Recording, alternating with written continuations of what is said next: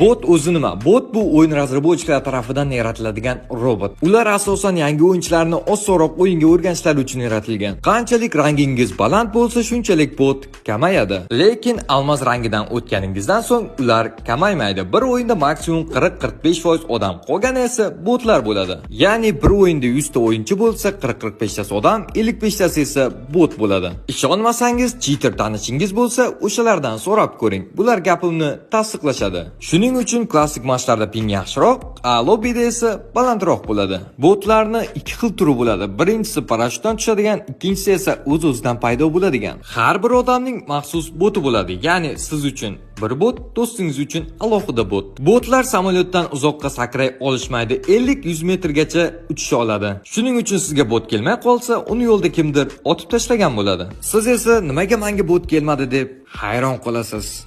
Do'stlar, stop. Bir savol meni anchadan beri qiynardi, faqat men bot kelmay qolsa PUBG'ni so'karmidim? Bu muhim emas, mayli, javob berishingiz shart emas.